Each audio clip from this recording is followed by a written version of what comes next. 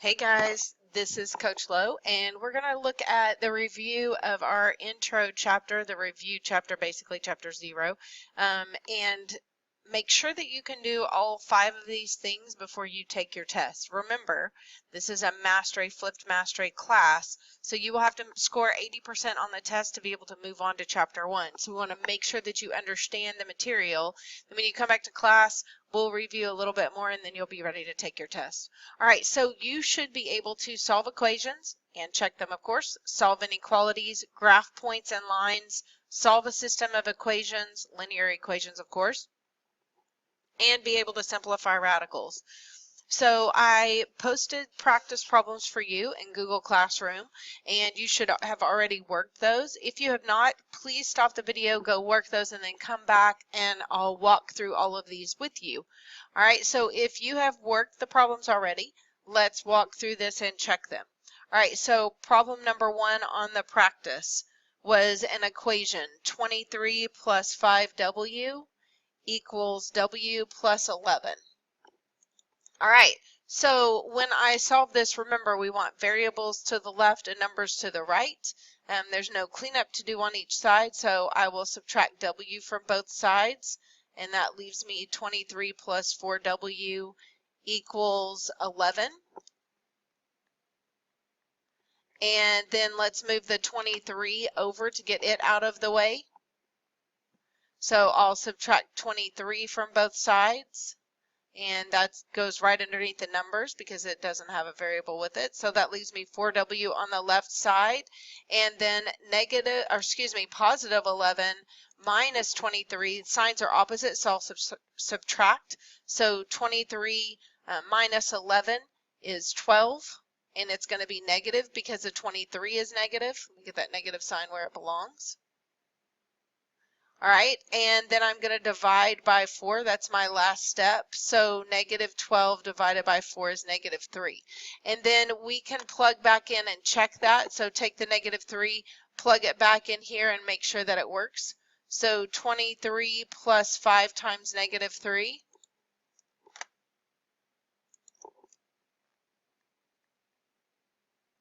And then plugging negative 3 into the other side gives me negative 3, negative 3 plus 11.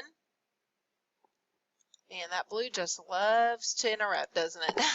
All right, so 23 plus, that's going to end up being a negative 15, right? So 23 and negative 15 is 8. And then negative 3 plus 11 is also 8. So I have 8 equals 8, so that checks, and we are good to go on that one. All right, let's move on to number 2.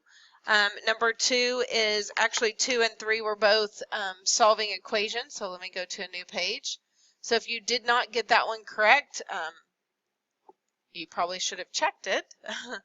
Then you would know. But if you got lost anywhere, hopefully that makes sense now. And if you still have questions, then please make sure that you write those down in your margin so that we can check them. All right, so the next problem, 3 multiplied by the quantity 3 minus 2x equals 4x plus 1 minus 2x. All right, so let's go ahead and work distributive property here. So I'll distribute that through, and that gives me 9 minus 6x equals, and then on this right side over here, I'll go ahead and put the 4x and the negative 2x together. And 4x and negative 2x is 2x, and then I have plus 1. All right.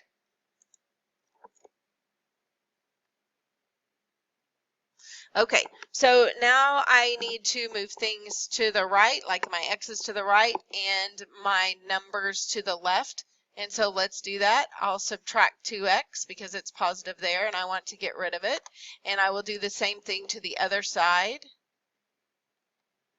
All right, and then, so let's go ahead and clean this up. So I have 9, and then minus 6x minus 2x gives me a minus 8x. They're going the same direction.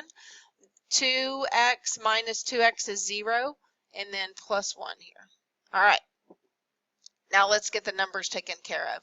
So I look at the number in front of the 9, not behind it. This sign goes with the 8. So this is a positive 9, so I'm going to subtract 9 from both sides. So I do that on the left side and then come over here and do it on the right side. So that 9, positive 9 minus 9 is gone. So that leaves me over here with a negative 8x. Don't forget that negative in front of it. That would be we'd end up with the wrong answer. That'd be really bad. And then 1 minus 9 is negative 8 also. And then dividing both sides by negative 8, then I get x equals positive 1. And plugging that back in and checking on the left side, I will get 3. And on the right side, I will also get 3. So make sure that you check those and make sure that those are correct.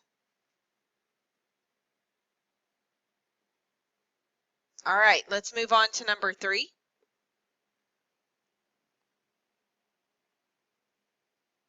Number 3 said negative 3, and then we also had a quantity again, and it was a minus 1. And that's equal to 21.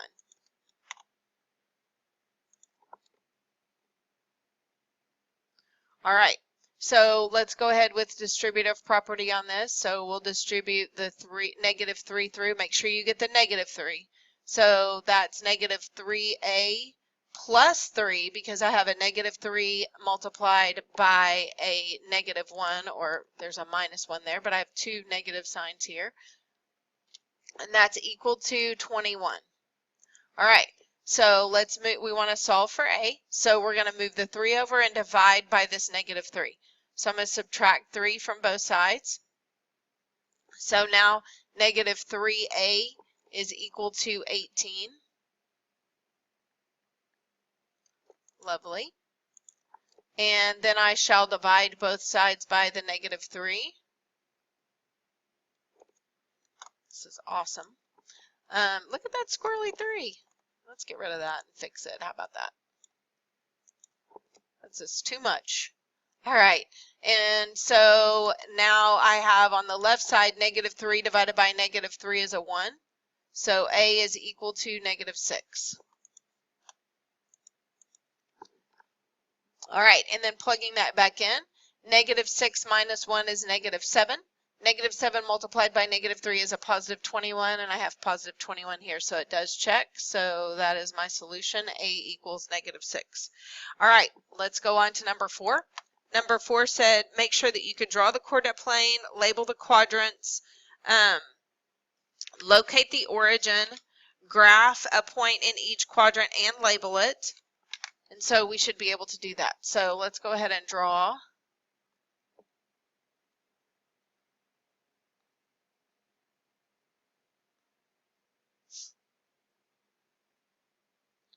So here's my quadrant.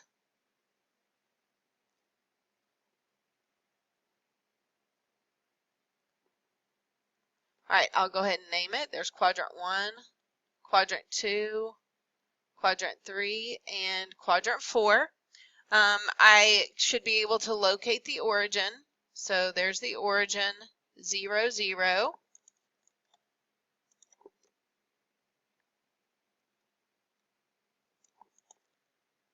All right, and then we should be able to plot a point in each quadrant and name it. All right, so for this, I'm going to go ahead and put some lines out here.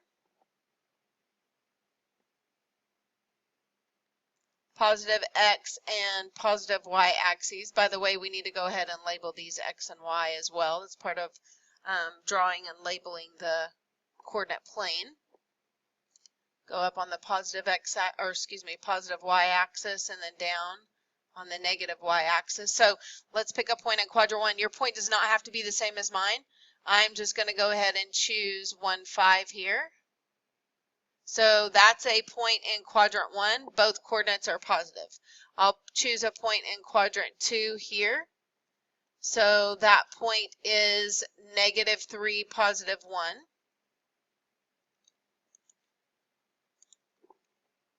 and then I'll choose a point in quadrant 3. So I'm going to go left and down. So -2, -2.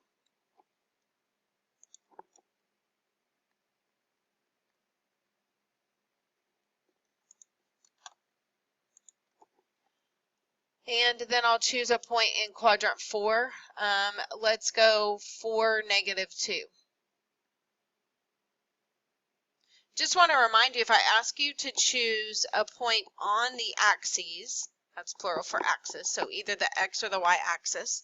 So if I ask you to choose a point on the axes, you would be on either the x or the y axis. So if I said the positive y axis, you might choose this point and we would name it 0, 3. If I said the negative x axis, you might choose a point over here, 1, 2, 3, 4, 5, 6, maybe here, and it would be -6, 0. So on the x-axis, you'll have a number and y will be 0 because you're not going up and down any. On the y-axis, you'll have a 0 for x and y will get a number there. All right, let's move on to graphing now. So graphing equation. So let's get one in slope intercept. Y equals -4x plus 2 was the problem that I gave you. And so let's look at that one.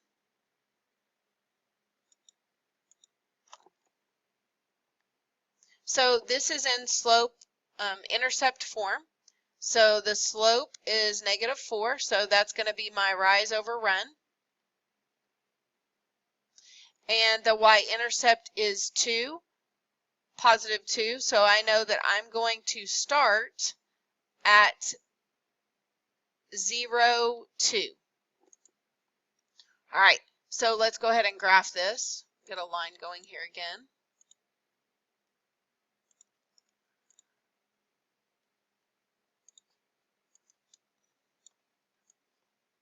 Get a coordinate plane rolling, and we know where we're starting. Let me finish this, putting this on here. Oh good, I got green anyway. Let's go with blue.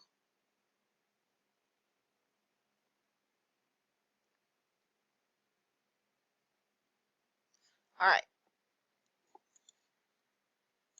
Okay, so I know that I'm going to start at 0, 2. So I'm going up here on the y-axis at 0, 2. And then my run, I notice the top number is negative, bottom number is positive. So I'm going to run down and to the right, which I already know because my slope is negative that my line should slant down. You should know that as well. So 1, 2, 3, 4, and then over 1. And that's where my next point will go.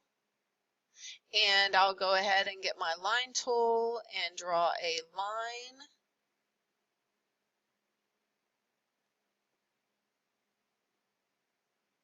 And I missed the point, so I'm going to move it. Hopefully your line is drawn better than mine. Thankfully, I'm on a computer and I can fix it. You have to erase yours if you miss your points, I guess. Or you can do it in your notebook, right? And then you can do the same thing I do. Whoop, whoop. Okay.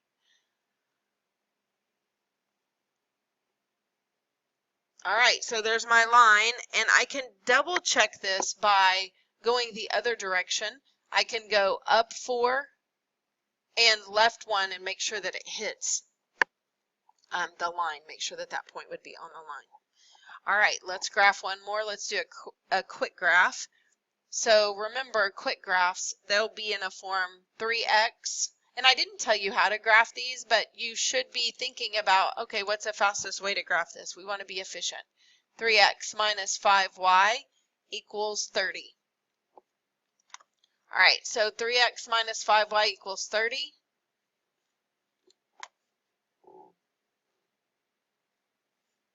And we want to quick graph this. This is doing all kinds of crazy stuff today. There we go. We want to quick graph this. So remember, quick graph means find x and y intercepts. So for the x-intercept, we will let y be 0, and we're going to solve for x. So go back to my original equation, and I'm going to plug in 0 for y and solve for x.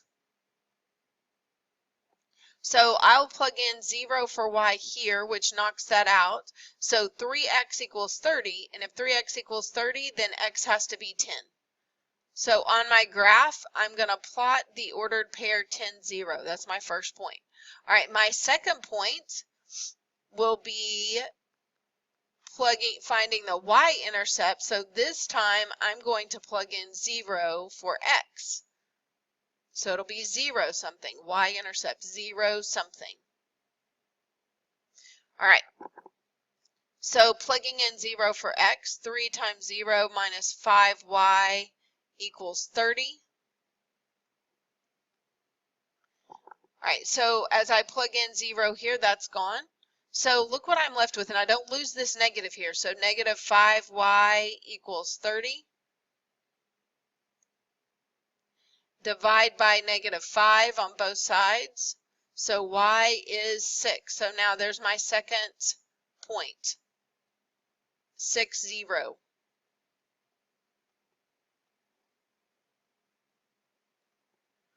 All right.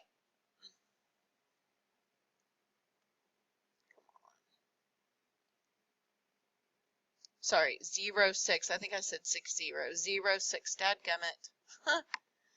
Yikers. Good times, isn't it? All right. X is 0, y is 6. There we go, maybe.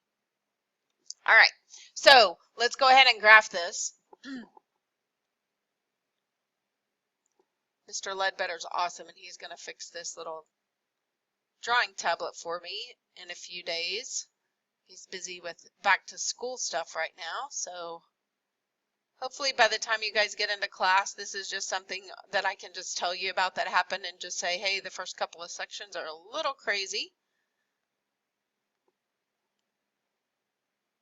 All right, so when I plot this, I'm going to 10, 0 on the x-axis.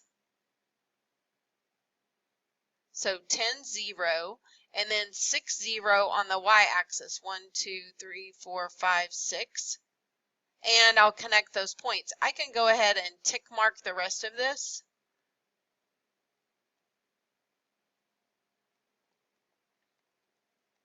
And I'm going to connect those 2 points because that's where my line belongs.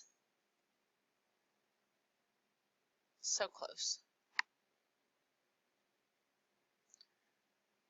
All right. So now I have my line. Quick graph, didn't have to find the slope or anything like that, just those 2 points and bam, finished. All right, last thing on our review. Nope, sorry, not the last thing. Sorry, 2 more things. Solving systems of equations. So there were 2 problems on there, x equals 3 minus 2y. And 7x equals 4 plus 3y. Now, solving these, I'm just going to write it over again because that's just bad. But when I solve these, remember, you're looking at this and saying, okay, what's the best way to solve this? Do I use substitution? Should I use elimination? What method is the best?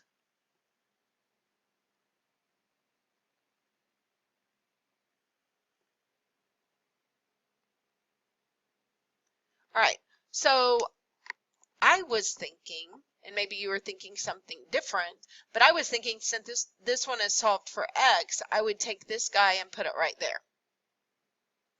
So I had 7 multiplied by 3 minus 2y. Notice you have to put parentheses. If you did not do that on yours, you must go back and do that. Equals 4 plus 3y. All right, so distributive property here with this. So 21 minus 14y equals 4 plus 3y.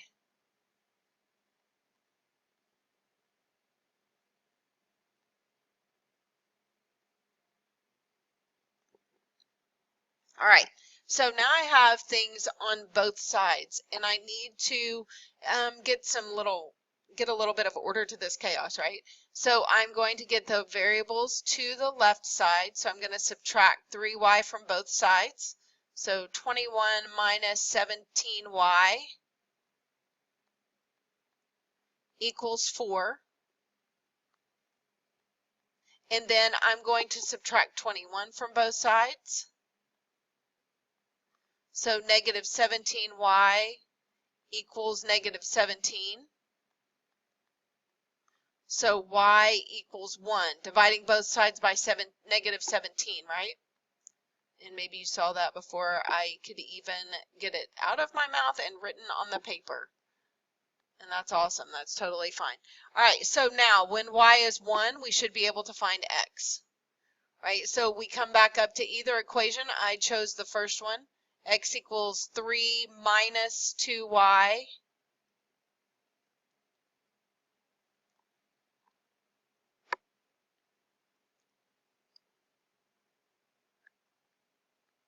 And where there's a y, I'm going to replace it with 1 because that's what we said y was equal to. So x equals 3 minus 2 times 1. And 2 times 1 is 2, so x is equal to 1. So the ordered pair where these two lines intersect is 1, 1. All right, how would you solve the next one? How did you solve the next one? Bright paper. We'll go ahead and use this. I like this, actually. Have to let your eyes adjust a little bit, don't you? All right, so 5a minus b equals 17 was the first equation. 3a plus 2b equals 5 is the second equation. All right, now we could do the substitution method. We could solve for a or b in either equation and plug it into the other, but this is probably not the fastest way to work this problem. I'm looking up and down to see, can I get rid of the numbers in front of a or the numbers in front of b quickly? I'm saying yes. If I multiply the top equation by 2, the whole thing, then my b's will be eliminated. So 2 times 5 is 10 minus 2 times 1 that's in front of b, even though there's not a number there, there's a 1 right here, equals 2 times 17 is 34. All right, then I'll put the rest of these underneath. And let's go ahead and finish this. So now we're going to add. So 10a and 3a is 17a, and 34 and 5 is 41. We will divide both sides by 17, and 41 divided by 17, you can totally do this on your calculator, I believe is 3. No, that's 51, isn't it? All right, so we're going to get a yucky fraction here, aren't we? So you probably caught my mistake. I just caught it. This is not 41. Let's see if we can add today. Good job catching my mistake. This is actually 39. So dividing both sides by 17. And this is also 13. So let's not divide by 17. Let's divide by 13. Good. Holy guacamole. Well, now you know I am totally human and I make mistakes, and I actually have this problem worked out in my notebook, so maybe I should refer to my notebook a little bit. All right, so a is 3. So especially when you get yucky fractions, you need to pause and go, okay, did I make a mistake somewhere? Have I written down the wrong number? So you can see I wrote down 17 here, probably because of this 17. And then I misadded this, who knows why, I don't even know.